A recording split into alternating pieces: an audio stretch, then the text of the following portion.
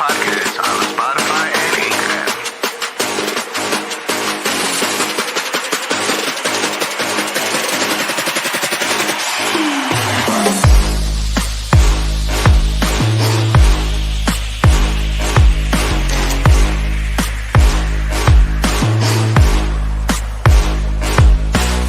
To the Jca Sports.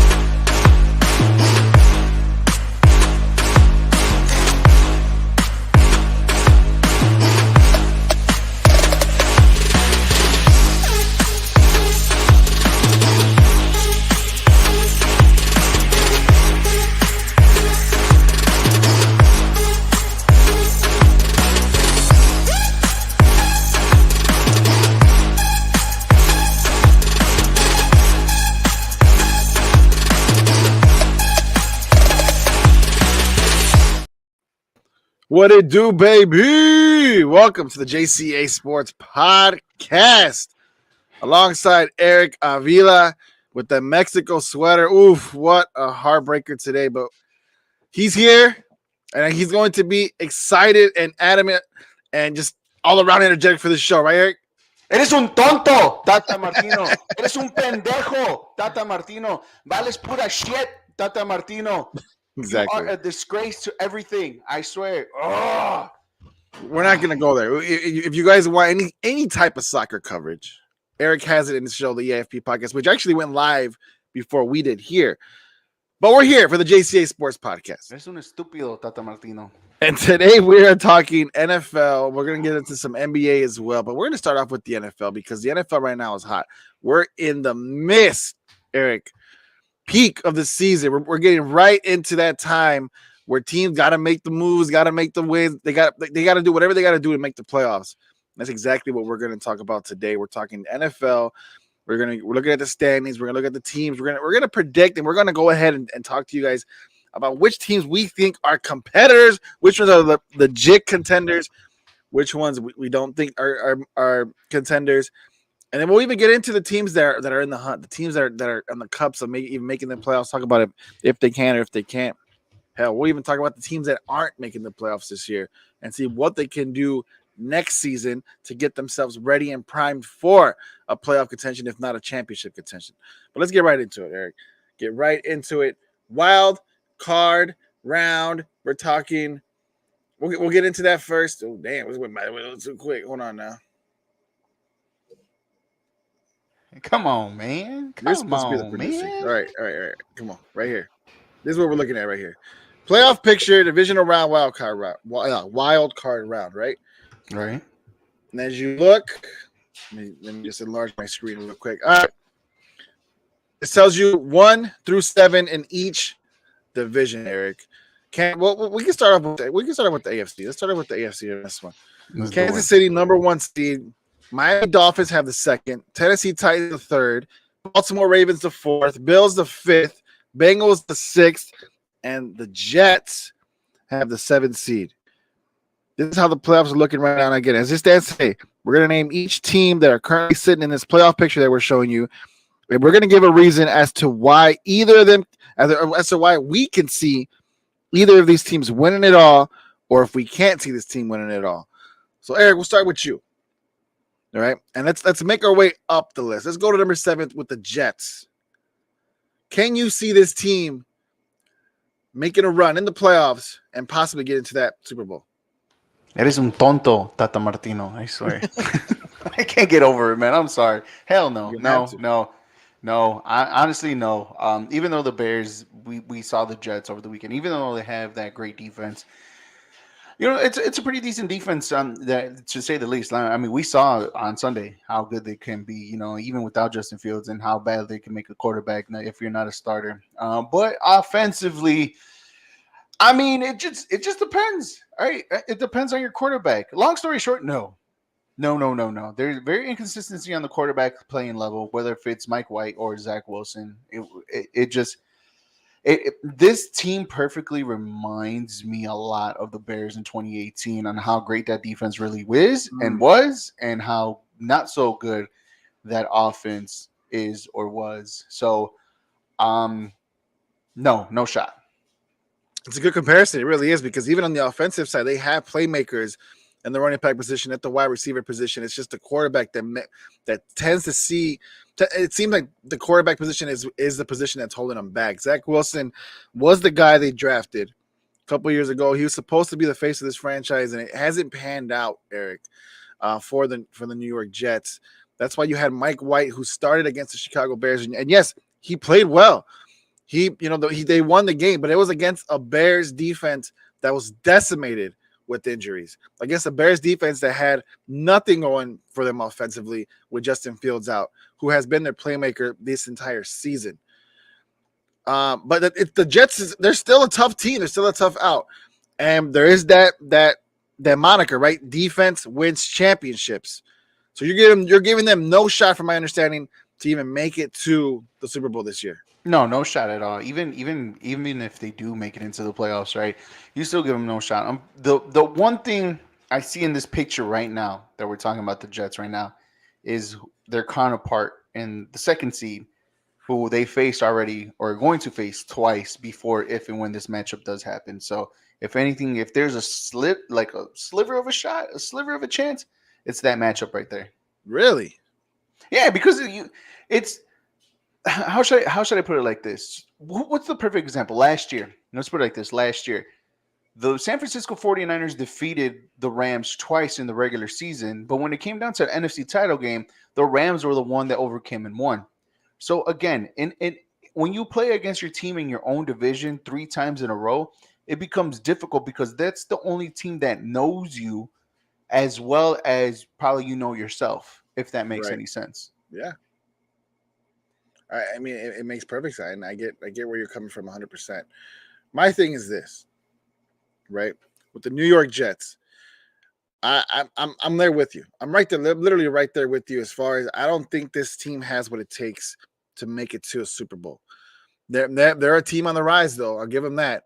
You know, they're right now they have where the defense is their best unit, and they just need to figure out offensively whether it is Mike White as your starting quarterback. Maybe you could develop him, but that doesn't seem to be the case. He's already been in the league for a couple of years, and I don't know. I don't know if he could be that guy for him. Maybe you look into the draft. Do you pick up another quarterback? I'm not sure, right? But that basically tells a lot about Zach Wilson. And my thing is, you brought him in to be that guy. So if he can't be that guy, it's time to move on. But that seems to be the Jets are similar to the Bears, where they can't have a consistent quarterback play, and it seems to be almost always their issue every year. Mark Sanchez was probably the best one they had in a while, and you see how that panned out. They had Brett Favre at the tail end of his career, and that didn't pan out the way they wanted it to. So what can the Jets realistically do, Eric, to get him over that hump? A better quarterback, and there is one free agent quarterback next year that will have everybody's eyes on him when free agency hits. So, I think that'll probably be it. Honestly, good. I think they just need a better quarterback play for this team to probably take it to the next step, and a guy who's a proven winner. This team's already complete from the running game. Offensive line may need a little bit of help, but I mean, obviously against the Bears, they look pretty great, right? Any team looks great with the offensive line, like with the defensive line that the Bears have. I digress. But yeah, you give a better quarterback play, there's a shot. Yeah, absolutely. There's definitely a shot there, guys. If you want to interact with us, obviously the comments are there. Whether you're watching on Facebook, YouTube, Twitch, Twitter, you can go on the comments, interact with us. If not, all right, my good friend Eric here will put the link on the comments if you guys wanted to hop on and talk about the NFL, this playoff picture that we have here. We're going to go through each and every team that we see. Great segue that you got, Jose, because we have Sam on the comments saying they have no choice but to develop Zach Wilson. I don't think they want to start over at QB. Can Zach Wilson be that guy, though? That's the biggest question mark. Does he have what it takes to be that guy? Because it doesn't seem like it. Look, I get it's very young in his career. Very, the how can I say this? It's I guess it's young in his career, basically, right? He just started. This is only his second, third year in the league. But look at the likes of Justin Fields. Look at the likes of Trevor Lawrence. Even Mac Jones. Mac Jones has been inconsistent, right? But not as inconsistent as Zach Wilson. And wasn't he the number 2 pick from the Jets? I want to say yes. Something about that sounds about right with you. I believe he was the number 2 pick. So it's like I got you. I'll look it up. Yeah, please look it up, Eric, before we anything. But again, you have Zach Wilson, who's a really high. I know he was top 3, really high draft pick for the Jets, and for him to not be as good as the quarterbacks that I already mentioned is a huge issue for the Jets. Huge issue for the Jets. Sam is right. You have no choice but to develop him. But if that doesn't pan out, then you're going to be benching him for guys like Mike White and Joe Flacco the rest of until you feel it's time to move on. And I think now is better than later. No, that's just me. All right, you're absolutely right. And I mean, you're right. It's kind of too early to tell on Zach Wilson. He's only 23 years old. This is his third season with the team, second season. Yeah, I'm trying to see. And yes, Jose, you are right. This guy was drafted in number 2 overall. Number 2 overall pick, Eric. Doesn't that remind you of somebody? Number 2 overall pick, and this is the best thing you've done was off the field. Come on, man. Number 6 seed, Eric. We got the Cincinnati Bengals, a team that last year went to the Super Bowl in Joe Burrow's second year. And Joe Burrow, to me, is the perfect example of what you would want to see your quarterback flourish into as time progresses. Right? First year, he played pretty well, got injured, tore his ACL, came back the second year, took his team to the Super Bowl. Right? Here we are this year.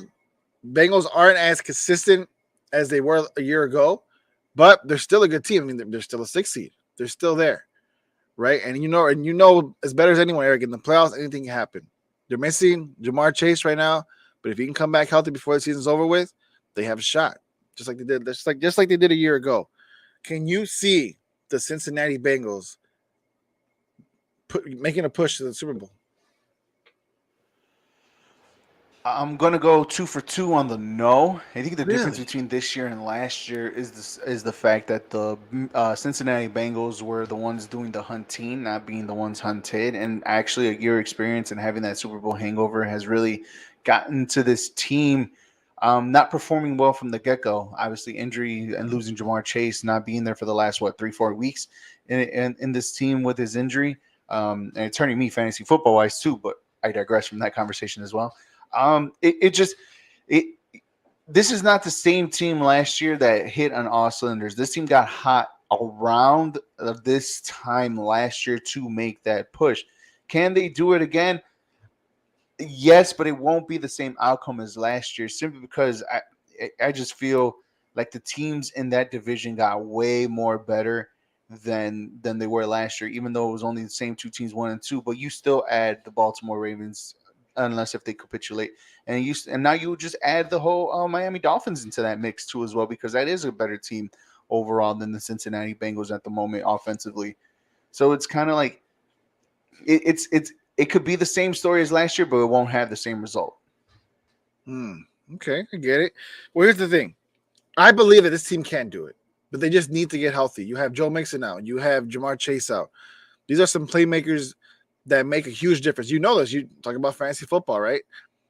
I mean, even with the emergence of Pirine, who's been playing outstanding, by the way, if we're talking fantasy points, that man has been on a tear these last 2 weeks when he's given the opportunity.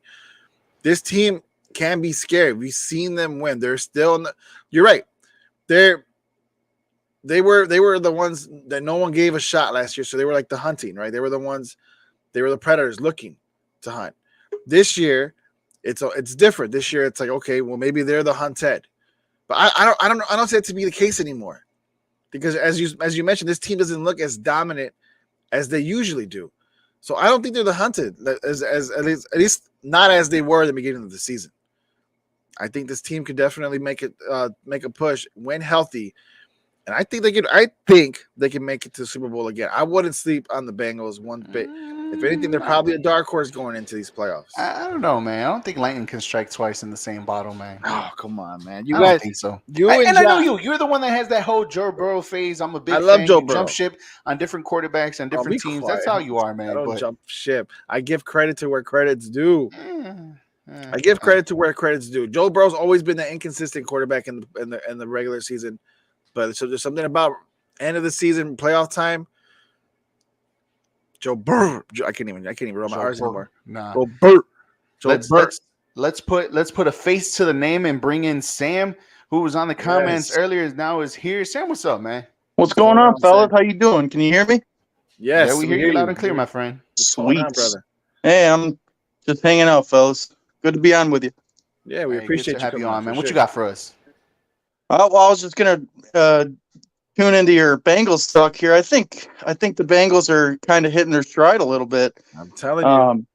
Jamar Chase is going to be coming back soon. Joe Mixon, I'm not sure about what his status is, but if you look at their wide receiving core, I think it's tops in the friggin' league.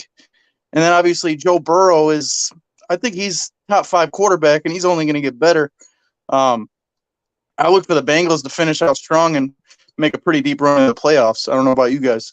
No, I agree, and I'm glad you brought that wide receiving core up because it's true. Tyler Boyd, T. Higgins, Jamar Chase. They're what's their tight end's name? Hayden Hurst. Hayden Hurst has been picking it up as well. I'm trying to tell Eric, Sam. I'm trying to tell him you can't sleep on the Bengals. I don't want to say it's lightning being struck in a bottle twice. I don't think that's the case. When you're good, you're good. Right. And that team has just been decimated with injuries this season. That's basically what it is. But like I said, there's something around playoff time. Joe Burrow, he's going to show you who he really is. And you're absolutely right on that one. I mean, they have the talent offensively to compete with the best of the best of the best of the best in the AFC, of course. But again, just the AFC alone just got deeper. And obviously, last year it was always the Chiefs and the Bills, right? And the Bengals the seeding cheetahs is out of having the Bills and the Chiefs having it in the AFC title game. But even then, it's kind of like, okay, are they good enough to even defeat the Miami Dolphins, who's going to be there for like the first or second time in the playoffs with a new Tua, with a new offensive G? I mean, if they get the Baltimore Ravens, can they compete with the other team that they faced 3 times, in their division in the year? So it's kind of like it depends on the road, but I mean, I'm not as confident in the Bengals as you guys are. And for them to do it again this year, I don't know. I think they have to have that step back. It's granted, you need to take a step back in the NFL because it happens. Yeah, I agree. Sam, any team on this picture that we're showing you right now that you think, I mean, it could be a team as easy as like the Eagles or the Chiefs, right? But is there anyone maybe that you see that we're not seeing, a team that you think might be a dark horse going into the playoffs? I don't have the picture on my screen. Is it just the playoff picture right now? Yeah, basically, yeah. I think the Dolphins, honestly. I think the Dolphins are going to make a pretty big run. I think Mike McDaniel is the right guy to lead Tua to where he needs to be as a quarterback. They're getting healthier. They're getting Raheem Mostert back. They got obviously Tyreek Hill, Jalen Waddle. They still got Gesicki too at tight end, isn't it? Yep. Yes, sir. I think if their defense can hold up, because their defense kind of stinks, if they can hold up come playoff time, I think they can make a huge run because I think they could put up as many points as anybody in the league. I agree with that, and not to forget Jeff Wilson Jr., has been a huge pickup. Exactly for that running back core. But I agree. I think the Dolphins offensively can go toe to toe with anybody, and they've proven that. They've beaten the Bills, who was a favorite, I think, of everyone coming into the season. The Dolphins can hang with anybody, but the underlying issue for them is their defense. Exactly. Can the defense hold up? But hey, if you can put up points, if you can put up as much points as you give up, if not more, then there you go, right? That's the name of the game, basically. That's the name of the game. Exactly. What do you think, Eric? Dark horse. I think the Miami Dolphins fit that name a little bit simply because it's the first year and obviously the new tools and new weapons that they got around them, right? And if we have the seeds right in front of you, I think what we see 2nd and 7th, which is the Dolphins and the Jets at 2 and 7, 3 and 6 is the Titans, who to me always been that fraud team. But somehow, some way, they're always there. But when it comes to the playoffs, they always end up choking. And I can't see the bottom one, Jose. What's the fourth and the fifth? In the NFC or the AFC? AFC. The AFC, you have the fourth is the Ravens, and the fifth is the Bills. See, I don't believe in the Ravens at all. See, I don't either. Me either. It's hard to. It's hard to give the Ravens the credit, even with Lamar Jackson as the quarterback. But it's hard because you feel every once in a while they go one dimensional, and when they have the offensive power, and you take off Mark Andrews from the passing game, it's kind of like, what else do they have outside of Lamar Jackson? You know what I mean? It's like the running game is not even good. Even with him on there, it's not even that good. So it's kind of like, I don't know. The Ravens just they do him such a disservice. Yeah, right. Because I believe in Lamar Jackson. You put him on any other team in this playoff picture, and they go to the Super Bowl. It's just because they don't. He's like Aaron Rodgers in the AFC. They don't put nothing around him. How do you expect this guy to flourish? How do you expect this guy to win a championship? Him and Aaron Rodgers are always they're winning MVPs, but he just can't. They don't put nobody around him. So how is he going? How is he going to advance? You see what happened when you give someone like Joe Burrow a weapon like Jamar Chase. Lightning struck in a bottle, like Eric said, right? But you saw that. Give somebody like that to Lamar Jackson. He has Mark Andrews, but Mark Andrews can't do it alone. Yeah, they should be getting a healthy J.K. Dobbins back too in a few weeks. They just opened up the window for him to activate off of IR, but again, they really don't have a wide receiving core. What do they? I think their top is what, Devin Duvernay. That's really about it. I really can't name any other wide receiver on that core. Yeah, they have Rashad Bateman who's out. That's why. That's right. That's why Duvernay is the number one. But if you're the opposing defense, all you really got to do is contain Mark Andrews and then see who else can beat you. And more likely than not, there's nobody there other than Lamar Jackson. Go ahead, Eric. Do you think that them trading away Hollywood Brown was a mistake now? Nah. No. What does he do? Where is he at? I don't even know where he's at. I think he went to Arizona. Yeah, exactly. You don't hear anything. He can't catch. At least in Baltimore, he was that guy, right? He was the number one guy. He wasn't that great, but he was also that next guy up after Mark Andrews. That was just Mark Andrews.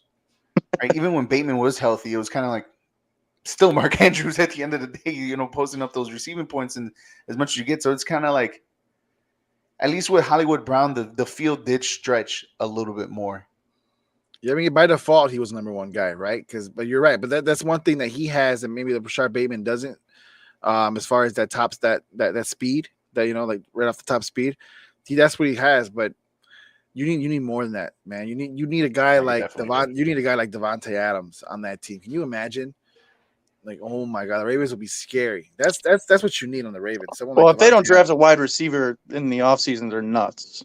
If they don't, then he needs to leave. I would request a trade or something. I mean, isn't he up anyways after this? Isn't this his fifth-year option that he's playing in?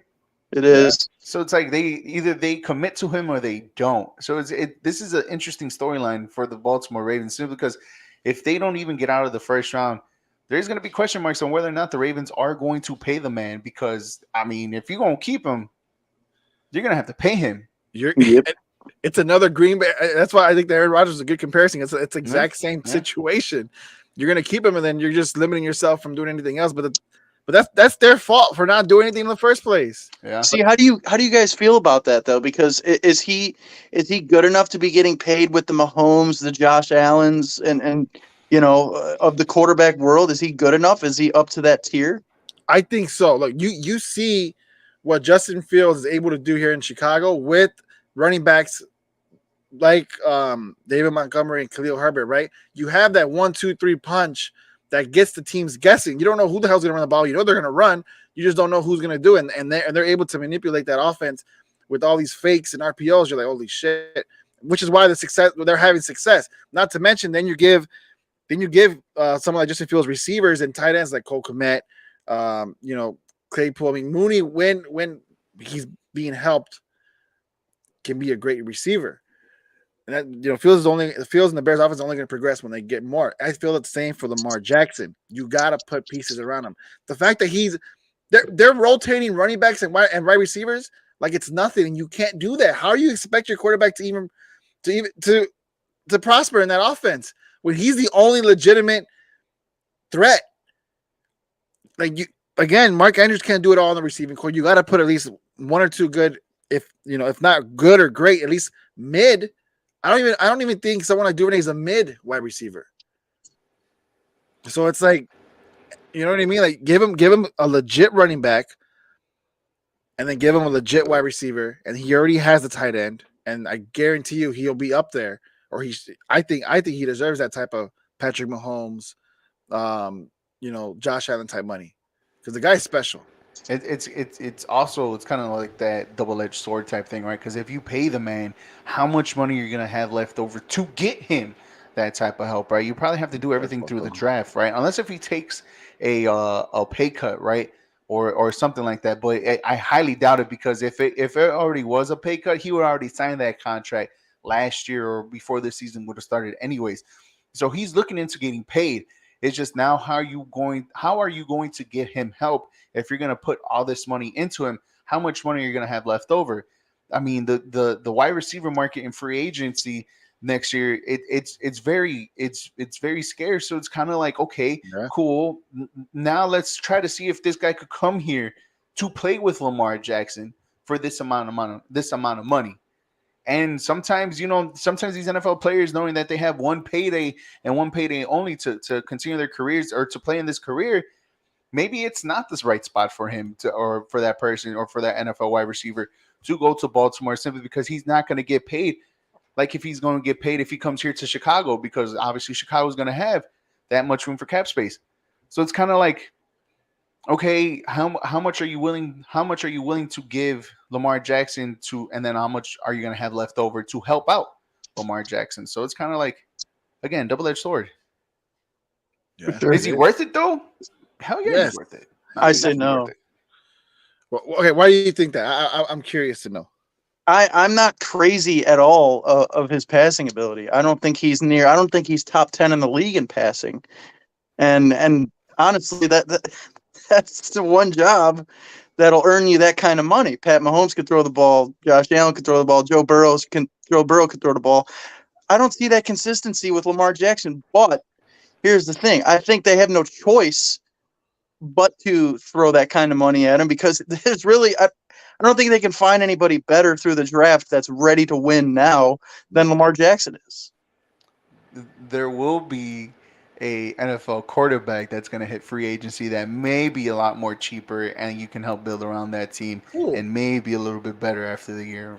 I don't know. Who are you talking about? Garoppolo? Right, come on. No, Eric. Yeah, Jimmy G. Can you imagine though, if the Ravens do something like that? I think they're getting way worse, to be honest with you. They're for sure going to be rebuilding if that's the case. He's going to be nothing but a bridge quarterback. But if that happens, can you imagine Lamar Jackson on the 49ers? Can you imagine that type of threat with all the running backs that they have there, with all the talent? It wouldn't happen because they got Trey Lance. I was going to say they feel like they already had that. So that wouldn't happen. It's mainly more like either it's Lamar Jackson to the Jets, Lamar Jackson to maybe, if they want to have like a somewhat contending team, Lamar Jackson to the Saints if they have cap room for that. Lamar Jackson to maybe even I'm trying to think a team that could compete. Detroit. I was going to say Seattle. No. I think Seattle's good with the way Geno Smith's been playing. To be honest. Yeah, but I mean, Detroit definitely will be a scary team. It's not really the score between the Suns and the Bulls right now. I know. I have the Bulls on one TV and I have the AEW on the other. So the Bulls are disappointing. So it's kind of like, all right. I mean, you guys think it's a downgrade from Lamar Jackson to Jimmy G, but all I see is that Jimmy G can win. Does he have his deficiencies? Of course. We know that. We see that. But Jimmy G, as a game manager, can get you into with these right places at the right place at the right time.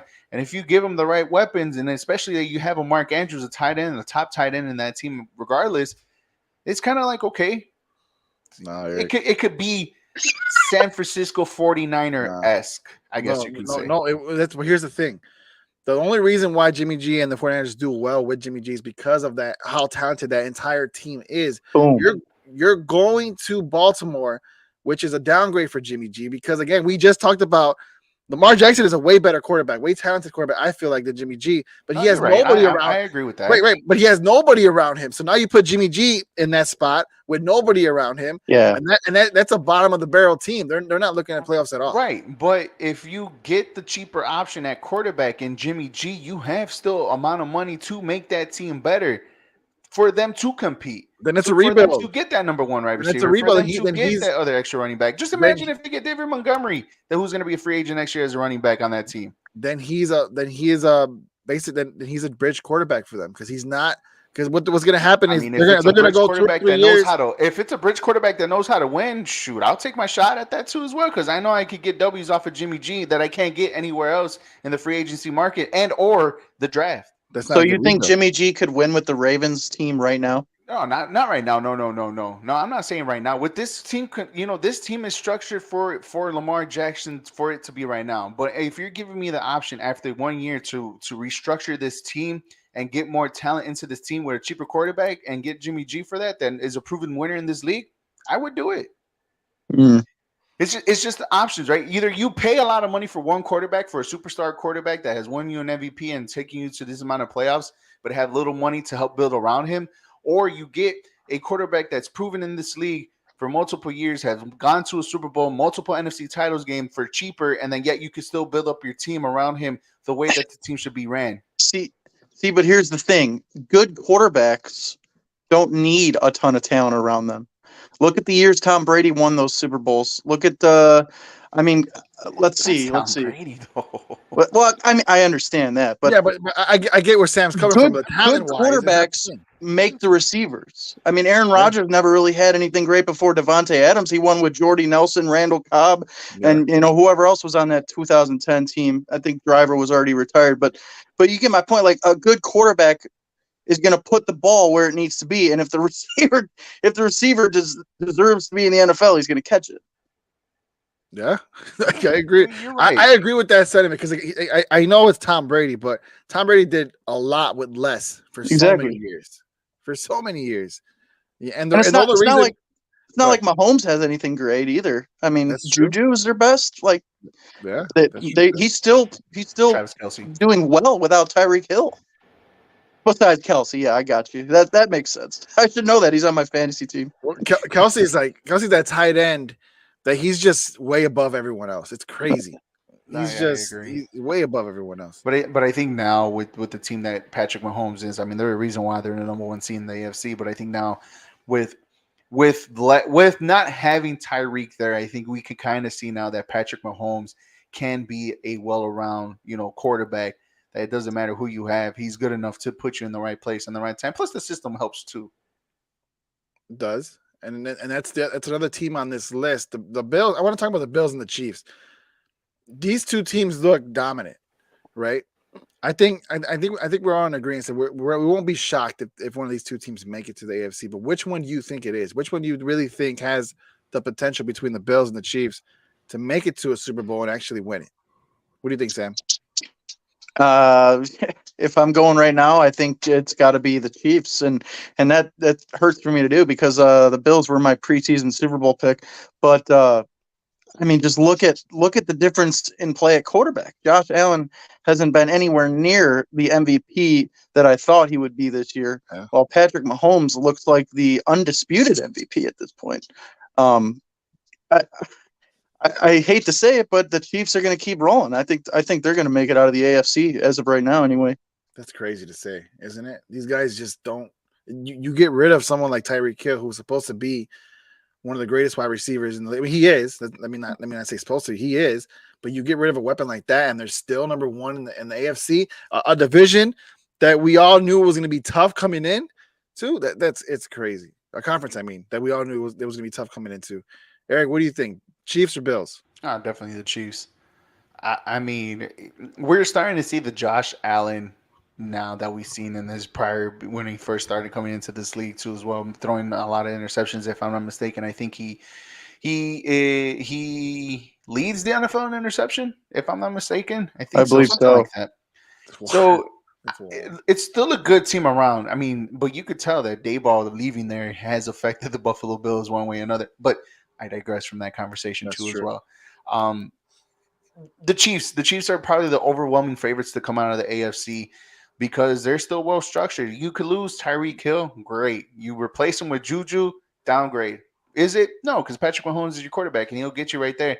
And everybody else that steps around, everybody has stepped up their game into that team. I mean, outside of Juju and Travis Kelsey, who else can you name in the wide receiving core that's in that squad? Like I can't even think of the other ones that are on the team. They just got Kadarius Tony, right? And I don't They know got that Kadarius, because Nicole they got him from a Hardman. trade.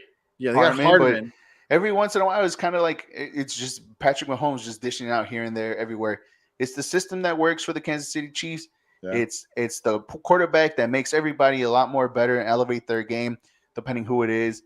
It's the Chiefs, and honestly, I'm confident enough to say this: the Chiefs by a landslide. I don't think there's no other second team out there that could compete with the Kansas City Chiefs.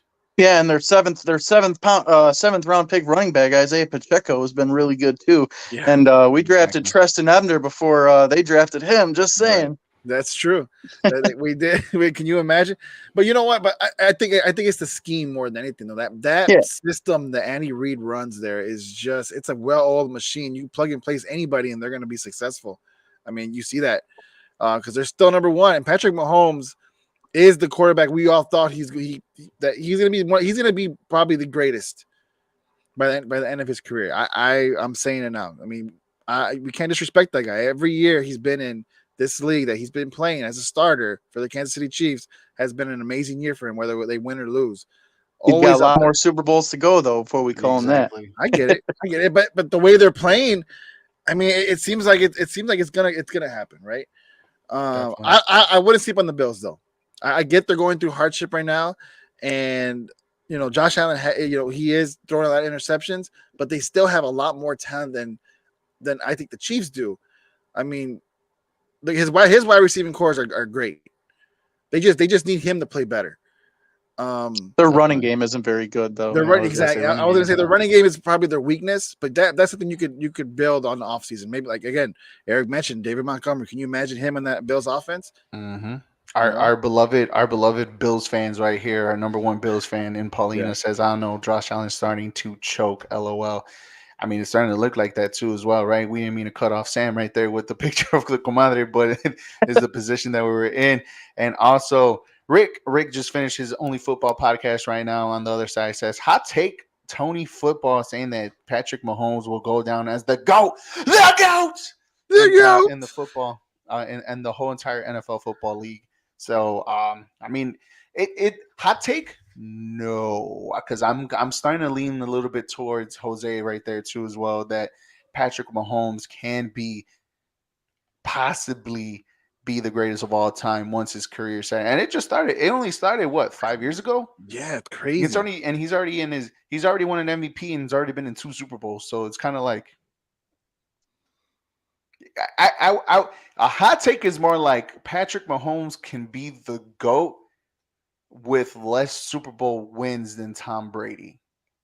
Well, you simply can't. what he has done. Yeah, I don't know about that. I'm saying like a hot take type of form, but I get it because I'm agreeing with you. I can see the Chiefs being what 10 years. What in 10 years within the next 10 years, could probably see the Kansas City Chiefs in the Super Bowl like 7 times, winning like 4 of them, 5 of them.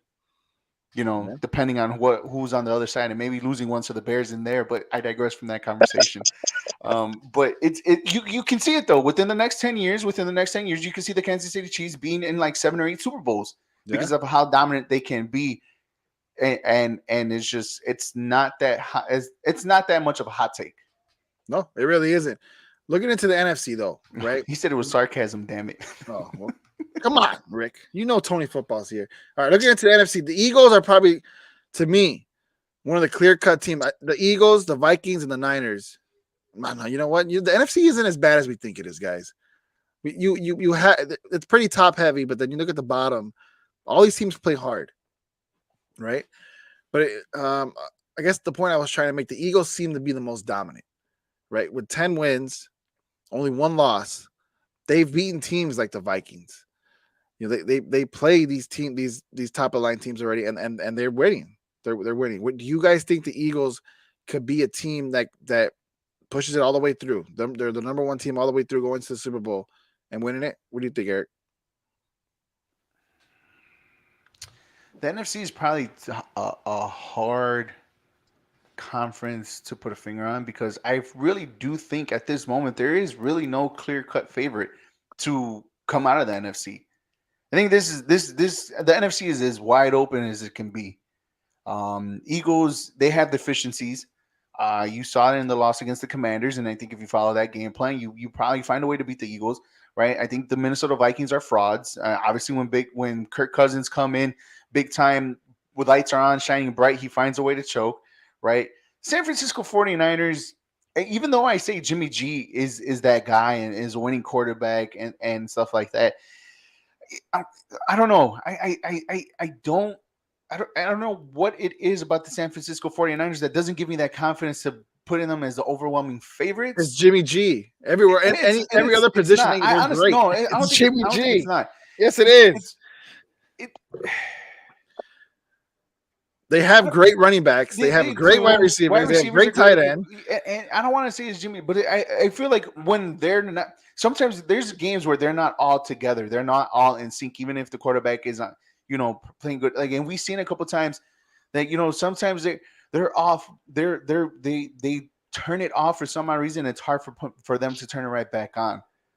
I don't know. And then even the wild card teams, from the Commanders to the Giants to the Cowboys and who else am I missing? And the Seahawks, who are the number one, who's the number 4? The Buccaneers. Buccaneers are 4. Yeah. Even them, even they are. It's like you can find flaws in every single of this team, and you're going like, yeah, and there still can't be your favorites. I don't think there's an overwhelming favorite, but if I would to put a favorite, it'll still be the 49ers, even after I try to find a way to like why they ain't the favorites. But yeah, Eagles no, Vikings no, 49ers simply because they've been there, done that is the only reason why I'll give them that chance of being the favorite.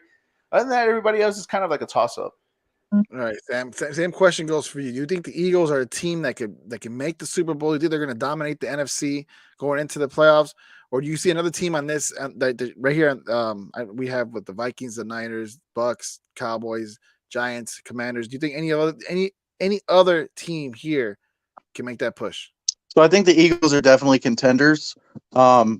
I'm not convinced that they're ready to take the big step with Jalen Hurts to winning a Super Bowl, but I'll tell you what, they're going to probably be in the NFC title game. But the team I have them losing to is actually the Cowboys. The Cowboys are my favorite, and I hate to say that because it's my least favorite team in the NFL, but I feel like whichever way you look on that team, there is a stud, whatever position you go to. The Commanders, look out for them, honestly. And honestly, you can't count out Tom Brady and the Bucks either, because every time you seem to do that, he seems to slap us in the mouth and then come back and, make it to a Super Bowl and win it. But for me, the San Francisco 49ers are good. I don't trust them with Jimmy G. I think the Cowboys are going to come out of it. Dak's a great quarterback. They have a sick backfield, good wide receivers. Their defense is stellar. Obviously, Micah Parsons and what's the other guy? The cornerback. He's really good. I can't even think of his name. Diggs, what's that? Right? Diggs. Yeah, Diggs. Yeah. So I mean, their defense is stacked. Their offense is stacked. I think obviously they had trouble with when Dak was out. They still won most of their game. I think Cooper Rush only lost one game, didn't he? Yeah. Yes, he did. Yes, So that just goes to show how good they are. I like the Cowboys coming out of the NFC right now. And I think they beat the Eagles to go there. I was gonna go there. I was gonna go the exact same route Sam went. Believe it or not. Before this season started, Eric, when we were doing our preview, our NFL preview, way back in the summer, I told you and John, watch out for the Cowboys. There's something tells me this team was going to erupt. Right? I'm not saying that they're that team right now. But I agree with Sam. I could see this team. I agree with Rick. Rick's also in the comments saying the exact same thing. I could see this team making it to the Super Bowl because Zach, because Sam hit it right on the head. They're a complete team, offensively and defensively. These guys can put up points. These guys are scary. And you don't really feel that expectation you always feel with the Cowboys coming into the season. The only expectation I feel they have is that they're going to choke come playoff time like they normally do, right? But it's just something feels different this year. But that's the thing with the Cowboys, right? When you expect them to be better, and when you expect them to do good, they do the complete opposite. And then when they finally mess it up, they're like, "It's the Cowboys." You expect that to happen, so it's kind. I don't feel it though. I don't feel it this time. I really don't. No, I felt it years prior, but this year I don't feel it. We can have John on here, and John will probably be John obviously because he's the hates biggest the Cowboy Cowboys. hater on here. I hate him. Right, but it's kind of like, okay, yes, they have. Honestly, you're right. For team, probably best talented on both sides of the ball. But again, like when the lights are bright, can they get over that hump of being in a pressure situation game when the game really matters the most? Obviously, a 17-game season is a 17-game season, but in a one-off playoff game that where anything could happen, can they go over the hump? And that's something that we haven't seen with the Cowboys within the last 25 years, even with Tony Romo at quarterback, and even when they were bad, and even now with Dak Prescott, like we still haven't seen the Cowboys get over that hump, and we're just waiting for it. And this is probably the perfect team to do so. Perfect on the perfect year, because I agree in the perfect year because there's no really favorite in the NFC conference. Yep. But then at the same time, when it happens and the Cowboys choke, it's kind of like, well, I mean, it's the Cowboys. What do you expect? And we're gonna have the same conversation again next year with the same Townsend squad. They only choke if they get bounced off the first round. But if they make it to an NFC Championship, even to Super Bowl, I don't think it's choking. I think it's a good year for them. I think NFC. If it's the NFC title game, then you're right. It's not really choking. If it's even before that, I honestly feel if it's not the NFC title game. If it's not the NFC title game, it's going to be considered a choke from the Cowboys. See, I'll say this before I get out of here. Nobody loves watching the Cowboys lose more than me. Especially since I'm second you on that one, bro. Especially since I'm a Bears fan, though, I got to find these. These moral victories. Right. So I enjoy watching the Cowboys lose, but like Jose said, something feels different this year. I feel like they're going to make a deep run. I don't think they're going to beat Mahomes in the Super Bowl because I think that would be my matchup right now. But I think they definitely get there. Yeah, and that's a win for me. If you're a Cowboys fan, that's a win. All right. But Sam, we appreciate you hopping on, man, for sure. Thank you, bro. Hey guys, I appreciate it. I appreciate you guys having me on. Have a good rest of your show and a good night. Yeah, you're always invited. As always, man, you're always welcome to hop on whenever you want, man. You're always good here. Appreciate it, guys. Have a good one. All right, man, you too. All right, that was Sam. Guys, if you anybody else in the comments you want to hop on, you can definitely hop on with Eric and I. We're talking the NFL. We're going to talk the NBA in a little bit. But again, you're listening to the Jca Sports podcast. We're talking playoff picture. Eric, before we move on, is there any other team that you think? I mean, you said the 49ers, right? Me and Sam said the Cowboys. Any other team you think realistically may have a shot? You really don't believe in the Vikings? No, I don't. I honestly don't. To me, they remind me of the Tennessee Titans of last year, where they were just the really number one seed, even though they're number 2 this year, but the number 1 seed last year. But you kind of seen this team having its flaws and its ways, and they just seem like frauds to me. And the only reason why they're in this position and this position only is simply because the Packers are not the Packers That's very true. So it's kind of like they got by this season and they got where they're at right now because their division sucks ass. Let's be honest, and it's where the Bears are at too. Like it just sucks overall. So it's kind of like, I don't know, man. Just something about the Vikings and Kirk Cousins, just all overall is just no. It doesn't no. I agree. I agree with you on that one for sure. I think the Vikings, are only good because their division is not. But with that being said, I can't see them making it to the NFC Championship. I can see it. I can see it. To be honest, if I were be brutally honest with you, I won't be surprised if they don't even make it out of the first round. Even if they have that home field advantage, I don't see them getting out of the first round. All right, well, keeping it in the NFC. Any other team that we haven't seen in this playoff picture, right? We have teams like the Green Bay Packers. We have the Atlanta Falcons, the Seattle Seahawks, who are having, I think, a great season because I saw this team to be a bottom of the barrel team. Any other team on here that you think can sneak into the playoffs and maybe find success? Yeah, definitely. You just mentioned them right now, the Seattle Seahawks. I honestly, the running game is spectacular with Kenneth Walker the third. I mean, they still have DK Metcalf and Tyler Lockett. Ever shows up every so often, and Geno Smith is actually playing out of his mind right now. And the defense actually is pretty decent. I mean, it may not be top 10, but it's still they're in the middle. They're right in the middle. This is what you call a middle team. They're middle in offense. They're middle in defense. Given an opportunity to play in a big time situation, a big time moment. And when you have Pete Carroll, who's been there and done that to control you and control these emotions, I honestly do believe if there's a team that could sneakily get in and maybe make an upset in one of the teams in the first round, hell, even if they get the 49ers at that, it's the Seattle Seahawks are that team to actually watch out, because if they make that run, I think that will be they'll be pretty scary to face in the playoffs. I love Rick's answer. I know, right? The teams you don't see, because the graphics are a little bit too big. It's the Rams and the Saints, right? But neither of those two teams I feel are going to do anything this season. Oh no, definitely not. No. You know who I have, believe it or not, and it's not. I'm not saying this team because I think this team is good. Hell yeah, Rick. I just think this team. I'm only going to mention this team because I am a bit impressed with this team, and at the same time, maybe there's probably two teams, but the division is weak, and that's the Atlanta Falcons. The Atlanta Falcons, and I'll even dare I say the Panthers, the way they've been playing as of late, right? These two teams could probably sneak in, but it's more because I don't have the same confidence in the Bucs I've done in years prior, which is sad to say.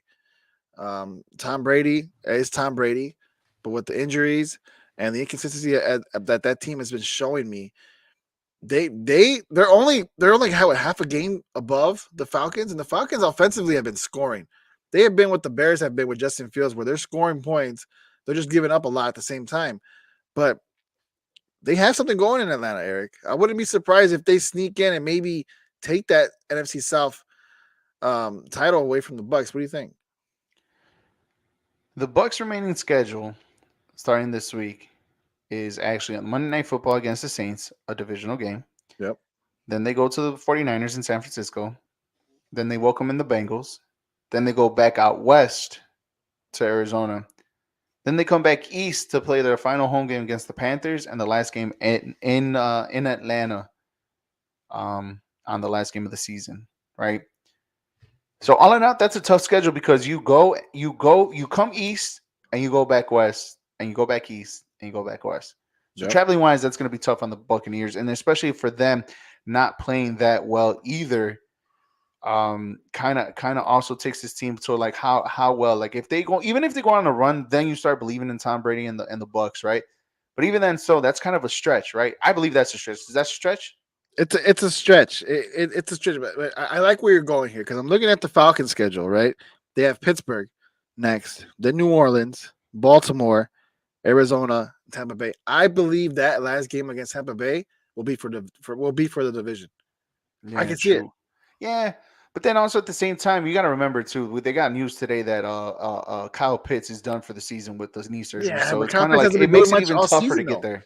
No, but the Kyle Pitts hasn't been doing anything all season, though, and that's This is true. This is true. They forget that they have exactly. As Paulina, right. Arthur Smith just forgets he's even there on the offense, so it's not like he's going to make a huge difference. You know what I mean? No, you're absolutely right. But even then, so I mean, it does make a huge difference because I mean, he's such a big body and such a talented player. Whether Arthur Smith forgets that he's there on the team or not, he still opens up the game for everybody else in the wide receiving core too as well because he brings so much attention to himself. Even then, so you're right. The schedule favors more the Atlanta Falcons than it does the Tampa Bay Buccaneers. But again, I don't want to count out Tom Brady until I really need to count out Tom Brady, and I know Tom Brady's counted out. I will still lean a little bit more on the Bucs than I will the Atlanta Falcons right now at the moment. Yeah.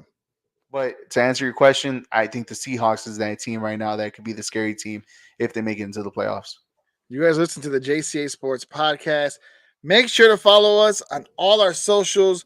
We're everywhere. We're on Instagram. We're on Facebook. We're on YouTube. We're on Twitch. We're on TikTok.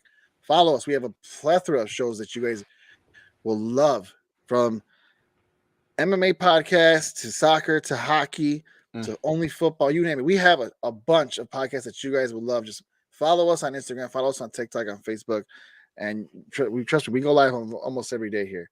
Eres un pendejo, Tata. Yeah, right. For real. Let's go into the AFC real quick. All right, same question. Any team that wasn't mentioned earlier that you think can find their way into the playoffs? I want to go first here because you already know who I'm going to pick. My Chargers are going to find a way into the playoffs. I guarantee it, Eric. Guarantee. The Jets right now are sitting pretty at 7, but it ain't gonna last. All right, my Chargers are going to sneak in. They're getting healthy, just like my fantasy football team in John's League. They're getting healthy, baby. Oh yeah, you're mathematically out, by the way. No, I'm not. There's no way. Are. No, you want to know why? Let me tell you why. Because because it's 8 teams that make the playoffs. Sorry, guys. We're pulling back the curtain real quick. 8 teams that make the playoffs. DeCaffrey right now is 8, and he's only a game above me. Now remember, I face him this week. If I beat him, we have the same record. I would have to win next week. He would have to lose the week after, and I'm in. So you're still no. Right now, I'm telling you, no one wants to face me in that league. I was last. I killed John, who was in first. Okay, my team is healthy, just like the Chargers is, and that's the exact same thing is going to happen with the Chargers. They're getting healthy with Keenan Allen. I killed Justin John Herbert this week. Yeah, I know. Thank you. I killed John. You're welcome, comadre, by the way, on that one. Right. Probably needed that. But again, the Chargers, just like my fantasy football team, are getting healthy, and they're going to be a scary team. They're proving it. It's going to happen, Eric. I guarantee you the Chargers will make it. Do you have a team in mind? Or are you on the Chargers train with me? I was going to go on the Chargers train with you, but since you said all of that, it took me right off real quick. And I don't want to be on that no more.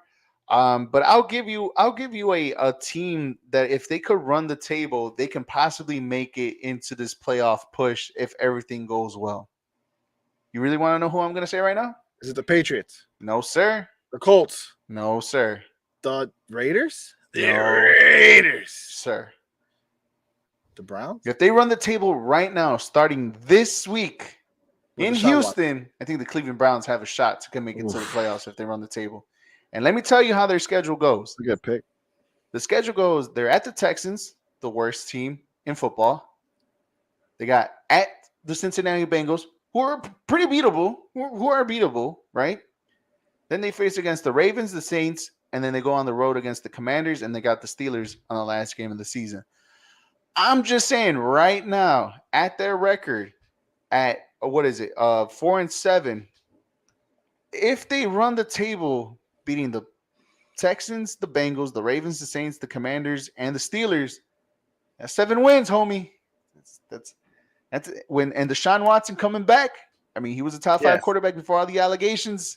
Yes, I agree. Here's the thing. Deshaun Watson coming back, though, you got to see what you get back from Deshaun Watson because he's been gone for years, Eric. He's not going to come back and magically have the same. Year and a half. No, come on now. He's not going to come back and magically.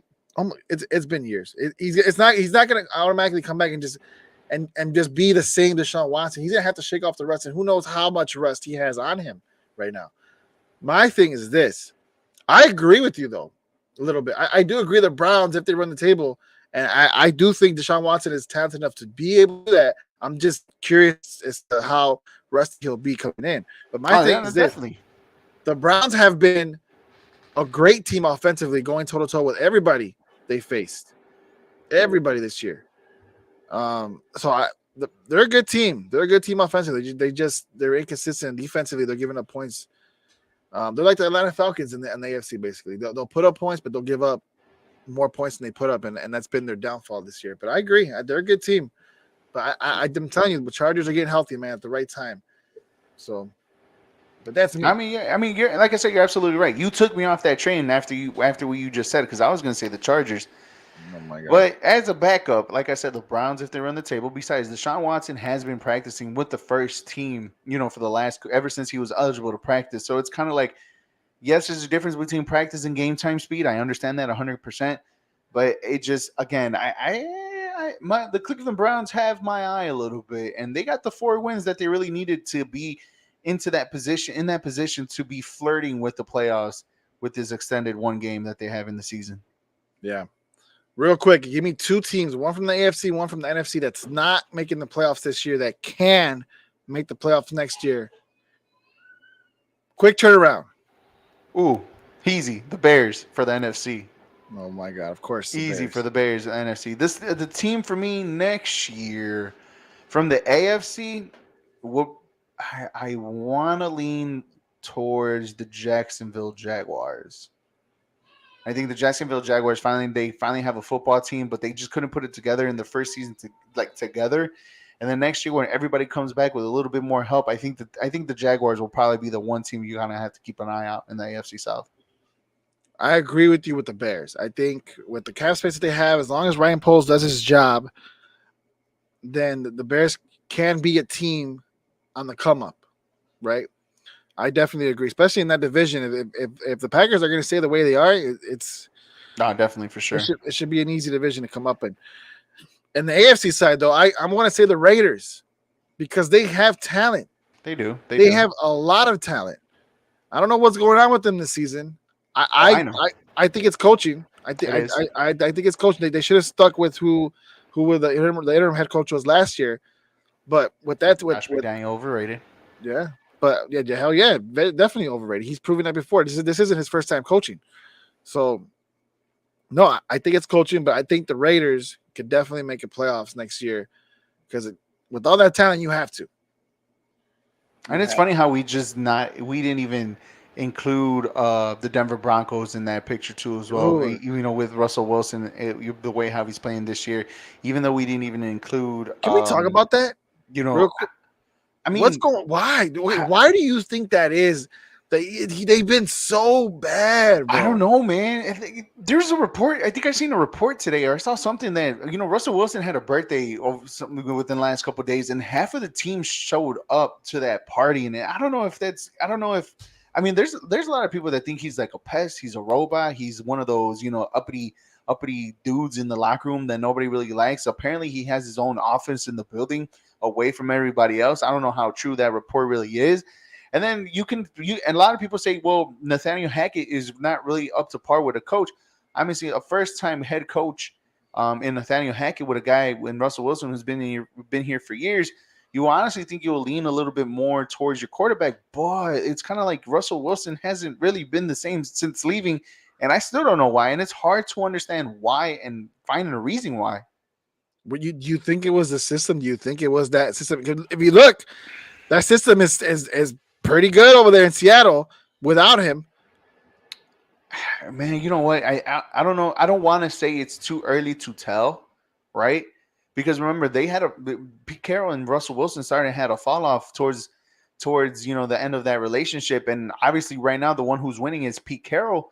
Yeah, I don't know, man. I don't know. It's too early to tell, but right now, just based off this season and this season alone, the answer to that question could be yes. He's probably a system quarterback that he got out of that he got really comfortable with and can adapt to another one. It's wild. It's absolutely wild. Broncos Very wild. country. Let's not ride. Not that ride. You gotta wait till the next ride. Wait till the next ride comes along because that one ain't working. Oh, definitely. Oh, man. All right. We talked an hour football. But let's talk a little bit NBA before we end the show, Eric. NBA is going on in full effect right now. Who has been your best team so far in the NBA, and who has been at least the most disappointing team so far? A team that you thought would be better. And it's easy to say the Bulls, right? Because we're in Chicago, but we're gonna stay away from the Bulls. No, I'm not. I wasn't even gonna say the Bulls. I was gonna say the Bulls. I'm so disappointed in the Bulls. I was, even though I want to, I really wasn't. I really wasn't. You want me to start off? Yeah, go ahead. All right, I'm gonna start off. All right. The team that I've been the most impressed with, believe it or not, is the team that's actually beating the Bulls right now and the Phoenix Suns. This is a team I don't think anybody really counts. I don't think everybody gives credit to is the Phoenix Suns. They made the finals 2 years ago. Last year they were a good team. They had some injuries. which slowed them down. But you're starting to see them again. Once again, they're number one in the West, and they're consistent, man. This team is this team could be great. You just need CP3 to stay healthy, but Devin Booker is legit. Devin Booker is legit. I like the Suns. They had a whole bunch of question marks coming in because you didn't know what we were gonna do with DeAndre Ayton, but for this team to be as good as they have been this season, I like it. I like it. They're 14-6, 3-5 on the road. So once they get that better, once they get that road game streak better, then you're gonna see this team really take off. But 11-1 at home, they've been protecting home court. Yeah, And that's so key because when you already know in the playoffs as the number one seed, that definitely counts. Jonathan Pelayo finally in the comments. We missed him. What's going on, brother? We miss you, bro. I don't. And he said, "Come on, let's change your hoodie." No, this is gonna be the last time I wear this hoodie, so I might as well make it last before whenever yeah. So but the Phoenix Suns have been my best team to watch right now. The most disappointing team. We agree not to say Chicago. I'm not going to say Chicago, but it's been Golden State. What the hell's going on with Golden State? This is supposed to be a team that was going to be dominant for years to come. They have such a good squad, such great young talent. Yeah. For them to be not even in the playoff picture right now, they're 11-11. They're barely at 500. But for them to look this bad is crazy. John says Brooklyn in the comments, but I think you and I both agree Brooklyn hasn't. I don't know. I didn't see Brooklyn being a good team this year, but that's me. I mean, yeah, Brooklyn. I mean, you could easily say Brooklyn, but I mean, same thing. They're flirting with 500 with the squad that they have, and I get that. But what with your team that you just chose in Golden State Warriors, do you think it has to do a lot of with the offseason stuff that happened with Jordan Poole and Draymond Green? Or is it the championship hangover since they haven't been there in so long? They finally got it after 2 years of being out of the playoffs, them going into the finals, going all the way, winning it all. Like if you were to choose your quote unquote excuse, which one is it? The offseason melee or the championship hangover? I don't think it's the offseason melee, but I do think there's chemistry issues there. I do think there's issues there. I do think there's a lot of egos, a lot of Chiefs, not enough Indians. You know what I mean? If that makes sense. I got what you mean by that. I guess. I mean, you could come up with a better analogy than that, but okay. But it's the one that comes to mind first. I honestly think there's a lot of egos in that team. I don't think because they're talented. That team, those players can compete with anybody in this league. But the fact that and John said they were going to bounce back, I agree. I think when it comes to playoff time, they'll be in it. But they got to get it together. They got to get together. But that's what I think. I just think it's chemistry issues right now. Yeah, no, I agree. I think when it matters the most, when the season's actually in full effect and it gets running, I think we'll probably see the Golden State Warriors as the Golden State Warriors should be and competing for that top spot. Because at the end of the day, it doesn't really matter where you're at seeding wise. It just matters if you can, outlast your opponent. Because seeding in the NBA means diddly squat if you're more talented than the other side. For me, I'm gonna start with the most disappointing. I mean, outside of the Chicago Bulls, I mean, it's pretty easy, right? The Los Angeles Lakers and how they started the season too as well with the team that they have, right? They're 7. I don't know though. I don't know if it. Well, go ahead. I'm sorry. Go ahead. I mean, look, man, they're 7-12. Yes, they have starting to look a little better as of late. I guess you can say that, right? Anthony Davis, right?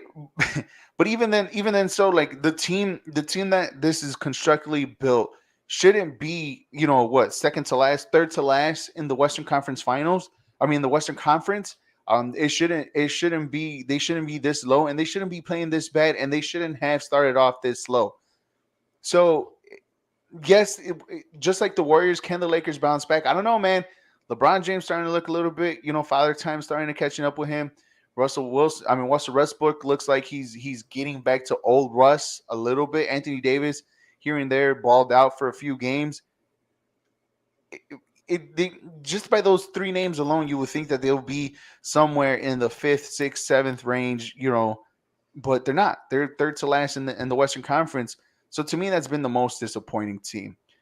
The most surprising team. I think not surprising, but the team that I think that's surprising to me at least is the Boston Celtics. After it happened with the head coach last year, the head coach that took them all the way to the NBA Finals, they were looking for a head coach, but look at them, just like nothing has happened. They are number one in the East. They have only lost 4 games. They're 18-4. They have sole possession by 2 games in the Eastern Conference Finals, and Jason Tatum is playing like, dare I say it, an MVP type caliber player. And that's two where of 4 losses came to the Bulls. right. That's crazy, right? Those two of the 4 came with the Bulls, but Jason Tatum has been that guy, and he's taking over the Boston Celtics. He looks like the number 1 guy there. The Boston Celtics looks like they haven't missed a beat, and dare I say it, is a favorite to come out of the East in making the NBA Finals in Boston Celtics. I don't think there's no daring at all. I think that's legit. I think the Boston Celtics are 100% one of the favorites to come out the Eastern Conference Finals. That being said, going back to even with your boy Giannis out there, I said one of the favorites. And I didn't say the favorite. I said one of the favorites. I still love me some Giannis. Some Giannis, how you say it? Some Giannis. But going back to your Lakers comment, I don't think it's surprising, because if you see how they were last year, you kind of knew coming in with the same roster, same kind of guys, same makeup, they're gonna be bad. You know what I mean? So this is kind of expected for me. I don't know. I think a year.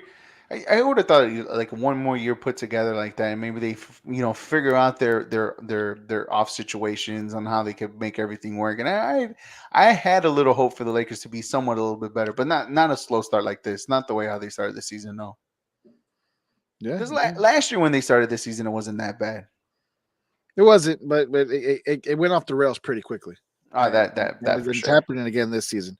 All right, Eric, give me who is your way too early MVP candidate. Did you already say it when Jason Tatum? Jason Tatum, yep. Was it Jason Tatum? Is that your way too early MVP candidate? My way too early MVP winner or MVP person is Jason Tatum. I want to say Luka Doncic. Oh, you know what? That's not a bad one either. I think Luka has been balling and has been insane so far for the Dallas Mavericks. It just sucks that he's in the Western Conference, man. And even though he has they're 10th, with a 10-10 record. Luka's he's just been the Dallas Mavericks. Luka is the Mavericks. He's averaging 33.5 points this year, most of anybody. 8 almost 9 assists a game, 8 rebounds. I mean, this guy's legit. We know how special Luka Doncic is. Right. It's just the only thing that he needs help. It's just the only thing that he needs help. And he's with Dallas and they're 10-10, and they're not going to look at him like MVP contender or MVP favorite or just the MVP person simply because of where his team is at right now at the moment. Yep. No, he needs help. That's me. That's my way too early. But don't sleep on Joel Embiid. He was snubbed last year, 100%. I wouldn't be surprised if he gets his revenge this year, but he was definitely snubbed in my opinion last year. They gave it to Jokic again. It should have been Joel, but he's right there behind Luka, man. He's right there behind Luka. I mean, the 76ers they look like they're getting back on step as of late, but that slow start that they had is really catching up to them. They have to do even more now, and now with the lead that they have, that Boston has on there, man, it's gonna be tough. I don't know if Joel can do it. I mean, last year was his year, and he got it taken away from him. I agree with that one. Yeah, absolutely. You guys were listening to the Jca Sports podcast, and just watching. Listening, watching, observing. Hey, if you're Sam, you're joining. You know what I mean? And we appreciate that. That's a good one. But just like all good things, everything must come to an end. And our show comes to an end today, but that doesn't mean it's the end of us, Eric. You already know we have shows every day. You're on every day. I'm on every day for the World Cup. With the World Cup, and man, what a devastating loss. I wanted to hop on earlier, right, and talk to you about that because I agree with you 100%. I was literally writing in the comments as you were saying it. They should have played like that from the start, and that's a coaching issue. That's a coaching issue. From if that screams coaching, the fact that you don't have your players that ready for every game should be do or die, especially of a game of this magnitude. This is World Cup soccer. Doesn't matter if it's the first game or the last game. Every game has to be that intense. And they showed that they were capable of playing like that. but coaching all the way. He didn't get his team ready. He didn't have the right guys out there. You hit it right in the head. And I don't know soccer, but I could see this, and it's wild. And I'm sorry to all the Mexico fans. Tata Martino, eres un pendejo. Tata Martino, eres un estúpido. Eres un idiota. Eres un tonto. Eres un imbécil. Eres un inútil. Tata, thank God you're out. You know, you could put this on our Facebook, on our reels, on Instagram, TikTok, and all that. Do it. Say it, Eric. Hold on. I'm gonna give you the floor. All right, hold on. Eric, tell us how you feel Tata about Martino, Mexico eres being un güey. Eres un estúpido. Eres un pendejo. Eres un inútil. Eres un tonto. Eres un menso. Eres todo. The fact of the matter is, I just don't understand why this couldn't be from the get-go, from the very first game, from the way it started, from against Poland, where you were the best dominant team in the first game, and then you couldn't score. You haven't scored since 2018 in the World Cup against, I think it was Sweden that you haven't scored against, and we haven't scored ever since until today. Why did it take us, even though you were in charge of them, but why did it take us till today for you to score a single goal? Why did it take today's game when you know it was a must-win game for you to score a goal? Why couldn't you play like this against Argentina? Why do you have to start a line of 5? This guy literally represented the worst Mexican national team representation of a World Cup, and this guy was above it all. Mexico never played well within the last year and a half. Nothing has changed. His stubbornness ruined the Selección Mexicana for this World Cup and for years to come, because now it's tainted. This team is tainted with a bunch of negativity from the start, from the past year and a half. When you lose 3, I'll tell you this. When you lose 3 games to United States men's national team, when you lose 2 finals, when you don't win at the Estadio Azteca and you tie 0-0 against the United States men's national team, when you tie 0-0 against Canada, who was the first place in the CONCACAF, who got eliminated in their second game, when no Mexican manager would have survived that, the way that Tata Martino did, I don't know what he said to kept his job, but I can guarantee you that if this would happen to anybody else, he would have not had a job after losing the last final against the United States men's national team, who, by the way, Jose, was their B- squad. It wasn't even their A squad. Mexico took their A squad. The United States men's national team took a B- squad, and they still ended up beating Mexico 1-0 in a final for the Nations League. Eres un güey, Tata Martino. Thank God you're out.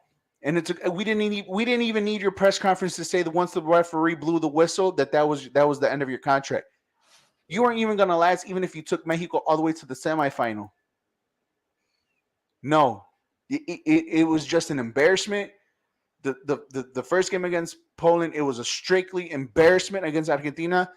And yes, I poured my heart out. I had hope. You know, Luis Chavez with a beautiful free kick. I had hope. 2 offsides, 2 goals were taken away by offsides. Yeah. Yep. Eres un güey, Tata Martino. Eres un idiota. Eres un inútil. Eres un pendejo. Eres un tonto. Eres un menso. Eres un estúpido. Eres todo. As our boy Joshua in the comments says, "Vamos USA." That's exactly right. Vamos USA. Don't even worry about it. They don't have a round. chance against Netherlands. I don't see them overcoming Netherlands. I think Netherlands is just a better overall team than the United States men's national team, who, by the way, struggled scoring into this competition as well. Mexico and the United States scored the same amount of goals in the same amount of games. Just to put it out there. No, I agree. I don't see USA going all the way either. But it's fun at least having a country we could at least cheer for. In this, John, of course, cheering for Portugal. He's really just cheering for Cristiano Ronaldo. It's fine though. That's what this is for. You cheer your favorite players. If not, oh my God, your country's not in it anymore, so you got to cheer for somebody. Nah, I just cheer for football. I just cheer for soccer. I've been watching most of the games that start at 4 a.m. It doesn't matter who my affiliation is with. I've literally watched. If I want to say the amount of games so far, I probably watched like 95% of the games. If anything, today was probably like the only The only day today and yesterday were probably like the only 2 days where I didn't watch every game simply because the games are played at the same time. So, Yep. yeah. Well, if you guys want to hear more soccer, Eric has a podcast that he goes on every single day, the EAFP podcast. He talks all things World Cup, so you don't want to miss it. He'll be back on tomorrow. I'll be on tomorrow, 6:30, same time, same place. I ain't going nowhere. This is my last time wearing this hoodie. So, yeah. Rest in peace, that hoodie. But yeah, guys, Jca Sports podcast. We're here. We're leaving. We're about to leave right now. You guys can always catch our episode on YouTube, on Facebook. It's gonna be there even after we go live. It'll be there. You guys can rewatch it if you miss anything. Again, we talked NFL.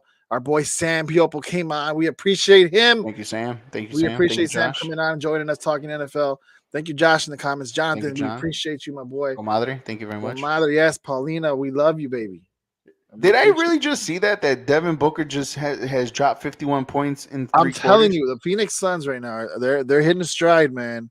This team looks legit, and yeah, they're whooping our Chicago Bulls right now. It's not even funny. Not even funny. Well, guys, we'll be back next Wednesday. We'll be here. Make sure to tune in Monday, Big League Chicago. You'll catch myself, Eric, John, Jack, Rick. We'll talk everything Chicago. We'll talk Bears. Yeah, shout out to Second City Sam. He has a podcast too, guys. Second City Sports. It's a really great podcast. Talks all things sports. Wrestling is included. That's why I love listening to it. So make sure to listen to Sam's podcast for sure. Sam, you're always welcome. Like always. Everyone else is too. So we appreciate it. Eric, anything else you want to say? I know you just went on your rant, but anything else? Yeah, Messi screwed us as well by missing that penalty to score the 3rd goal. So Messi, the GOAT conversation is no longer in your hands anymore. You were never the GOAT. You and Argentina, I hope you guys lose in the next round. Hope you guys don't make it to the final, even though I chose you to win the whole entire thing. Just wait till Canelo finds out. Wait till Canelo finds out. Messi, you're an idiot. Eres un boludo, mijo. No, I'm just kidding. But, I mean, it should have been down to Messi scoring a PK or Argentina scoring 3 goals in order for us to advance. It's all Mexico. I'm just pulling hairs now. Tomorrow there will be a pre-recorded episode of Sports Drip Lab. My brother and I will record it sometime tonight, and tomorrow will be pre-recorded. So make sure to look out for that. We'll talk about AEW Full Gear, which happened a couple weeks ago. We'll talk about WWE. We had an amazing area. I don't know if you've seen it. They had an amazing War Game Survivor Series pay-per-view this past Saturday. It was so good. You got to watch it. It's amazing. It was really, really good. I loved it. Thank God for Peacock, because I'll have it. I'll watch it then. Yeah, no, seriously. That's where I watched it on. So, but definitely watch it because it was really good. We're going to talk about that. Talk about boxing, UFC. We're even going to talk about Canelo and how he got mad. Was going to threaten Lionel Messi for what happened. So you don't want to miss it again. Mexicanos, man, I swear. The episode will come out tomorrow here on Facebook, YouTube, Twitch, and Twitter. The last thing I'm going to say about that, right? I think the Mexican people just made that just beyond what it was supposed to be. I'm not going to lie. Like, of course they just over exaggerated something. I'm not going to lie. Look, I could care less. How many times as a player, and me personally as a soccer player, takes off our shirts and throw it on the ground? I was gonna say, come on, man. I've seen worse things in sports. I've seen worse. Michigan City put a flag literally on Ohio State's field, just like that's more disrespectful. That's disrespect. What Messi did in the Mexico jersey last week. Literally, that's more disrespectful than that. I mean, the Argentina jersey was right there next to it, anyways. They just made it a big deal simply because he was taking off his shoe, and then he kicked it by taking off his shoe, and the jersey was on the. By the way, just in case the people didn't know, they wash those uniforms so they could sell it out into the market because they get new jerseys every game that they have. Yeah. So they put all their dirty clothes, socks, shorts, underwears, t-shirts, all of it on the floor, and then they get back the jerseys that they receive from the players so they could take it home. Imagine if they don't. You honestly think you'll take a sweaty jersey to your crib and hang it up there? Imagine how the room's going to smell. Right. Come on, guys. We're better than that. Yeah, it was just stupid. That pissed me more off than the loss against Argentina last week. What can you say? Mexicans, man. I love them, but I hate them too at the same time. We love you guys. We don't hate you guys, and of course, we'll be back next week. Maybe hate was a little bit too strong, but damn, man, y'all just over exaggerate too much. Listen to the Jca Sports podcast. Once again, we're out of here, Eric. I appreciate you, my brother. We'll be back next week for a brand new episode. Again, Big League Chicago Monday. We'll talk the aftermath of the Bears Packers. It's Packer week, baby.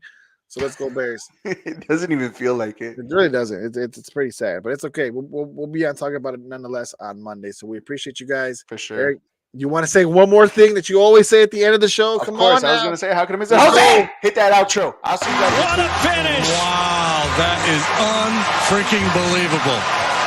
What a way for a ball game to end. Oh, that's what happened. Oh, that's terrible. My God. The humanity. They may be the drunkest couple in the history of sporting events. I loved his face. I would suspect that fan is done for the night. Here's the thing. When you steal something, don't wear it.